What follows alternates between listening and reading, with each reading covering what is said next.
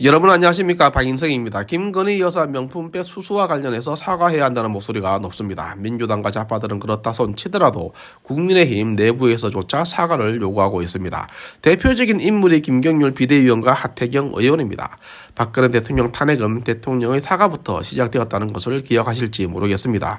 2016년 10월 25일 대통령의 연설문이 비서실세 최순실 씨에게 사전에 유출되었다는 보도와 관련이 있습니다. 또 같은 해 11월 3일 최순실 의상실 CCTV에 윤전추 행정관과 이영선 행정관이 포착되었고 최순실의 비밀 의상실이라며 언론에서 다투어 보도했습니다. 그리고 대통령은 탄핵되었습니다. 지난해 11월 26일 김건희 여사 명품백 수수 동영상이 유포되었습니다. 민주당과 종북 좌파들은 윤석열 대통령과 김건희 여사의 사과를 요구하고 있습니다. 박근혜 대통령의 대국민 당화문 형식을 빌린 사과문 발표는 대통령의 잘못이 기정사실화되어 탄핵이 급속도로 진행되었습니다. 김건희 여사 명품백 수수 동영상은 좌파 채널 서울의 소리에서 몰카를 동원한 기획이었습니다. 함정을 판 것이었습니다. 이들은 박근혜 대통령 탄핵의 도구로 사용된 최순실 의상실 CCTV와 연설문과 같은 그 무엇이 필요했던 것입니다.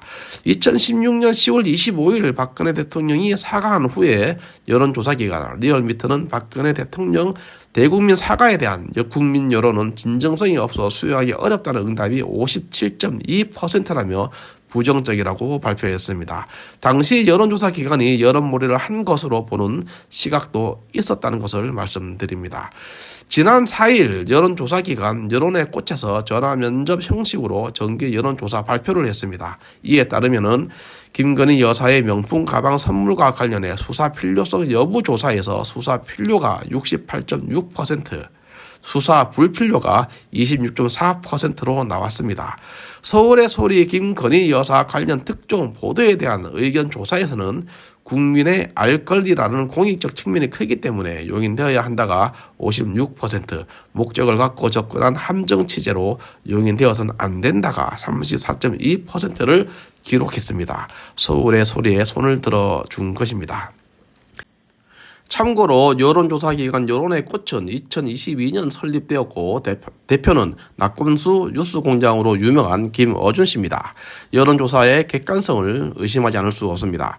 박근혜 대통령 탄핵 국면에서 낙검수 김어준 씨의 스피커 역할은 잘 알려져 있습니다. 현재 좌파 언론계에 대한 영향력은 물론이고 문재인 청와대 인사와 민주당 인사에 영향을 미칠 만큼 영향력이 있는 것으로 알려지고 있습니다.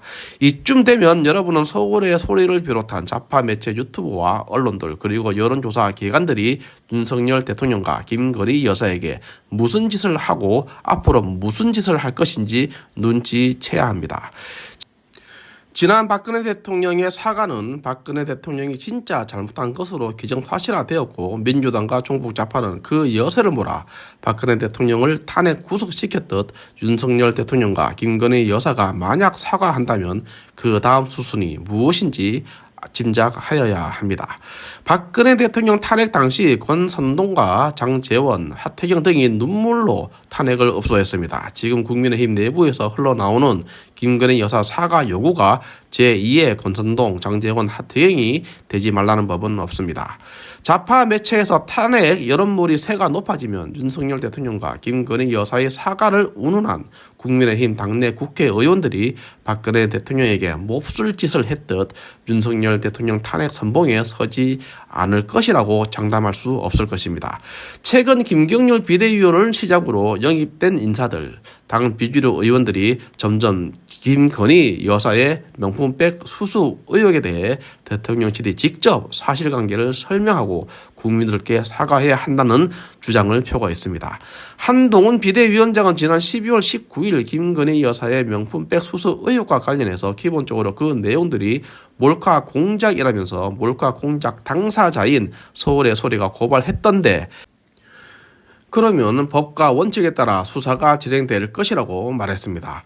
앞서 지난 12월 6일 서울의 소리는 서울대검찰청에 윤석열 대통령 부부를 부정청탁 및 금품 등 수수의 금지에 관한 법 위반 혐의로 고발장을 제출했습니다. 한동훈 위원장은 이를 두고 법과 원칙에 따라 수사가 진행될 것이라고 말한 것입니다. 김건희 여사 명품백 수수와 관련하여 기존의 한동훈 위원장이 다소 흔들리는 모습을 보인다는 말이 나오고 있습니다. 그것은 김경률 비대위원의 사과 필요성을 거론한 이후부터입니다.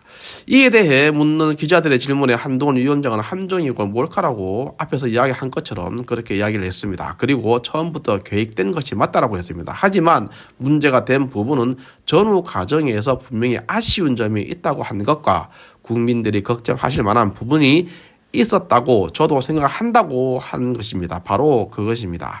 이어 한동훈 위원장은 그렇기 때문에 제가 제2 부속실과 특별감찰관에 대한 검토 문제를 전향적으로 말씀드린 것이라고 했습니다. 이 발언 때문에 언론에선 사실상 한동훈 위원장이 김건희 여사의 명품백 수수에 문제가 있다고 인정한 것이 아니냐는 추측성 보도가 나왔고, 심지어 대통령실이 김경률 비대위원의 발언과 김건희 여사 이슈 키우기에 불편한 마음을 갖고 있다는 보도가 흘러나왔습니다. 또 확인되지 않은 윤석열 대통령과 한동훈 비대위원장의 갈등선이 나왔습니다. 이것이 민주당과 좌파 세력, 종북 주사파 세력이 원하는 것이었습니다. 저들은 기본적인 전술은 이간질을 해서 국민의힘을 분열시키는 것입니다. 박근혜 대통령 탄핵 패턴과 똑같습니다. 의혹을 만들어 언론에 흘립니다. 그리고 성명서를 발표하고 검찰청에 고발합니다. 민주당은 국정조사, 특검 등을 요구합니다. 그리고 좌파 시민단체와 함께 촛불을 들고 대통령 탄핵 투쟁을 합니다. 총선을 앞둔 시점이면 효과가 극대화됩니다. 이들의 목적이 4월 10일 총선 전 탄핵일까 싶습니다. 그렇지 않을 것입니다. 하지만 사과를 요구하면서 더 강하게 윤석열 대통령 심판 탄핵 분위기로 몰아갈 것입니다. 그러면서 제22대 국회의원 선거는 윤석열 심판론 프레임으로 가려고 할 것입니다. 그 출발이 윤석열 대통령과 김건희 여사가 사과가 될지도 모릅니다. 위에서 말씀드렸지만 사과하는 순간에 잘못을 인정하는 것이 되고 잘못을 기정사실화됩니다. 박근혜 대통령 사과 후 탄핵은 급속하게 진행된 것을 기억해야 합니다. 박근혜 대통령 때 당하고도 똑같은 방법으로 또 당한다면 윤석열 대통령은 탄핵당하고 국민의힘은 해체의 수수만 남았다고 봅니다. 7년 전 광화문에 몇 100만 개의 태극기가 하늘을 덮었습니다. 이분들이 지난 20대 대선에서 국민의힘 윤석열 후보를 채택했습니다. 박근혜 대통령 탄핵을 경험했기 때문에 자유파가 분열되면 대한민국은 종북 좌파에게 넘어갈 것이라는 위의식 때문이었습니다. 그래서 언론에 집중 보도되는 김경률 비대위원의 김건희 여사 사과 발언은 위험하다고 봅니다. 하태경 의원, 김수정 예비후보 등 국민의힘 내부에서 확산되는 사과로는 박근혜 대통령 사과문 발표가 떠오를 수밖에 없습니다. 사과 후 잘못은 기정사실화되었고 대통령 탄핵은 급속하게 진행되었기 때문입니다. 민주당과 종북 좌파 세력은 김건희 여사 명품백 수수와 관련해 사과를 요구하면서 박근혜 탄핵 연대 시즌2 이제 윤석열을 몰아낼 시간이라고 합니다. 마치겠습니다. 감사합니다.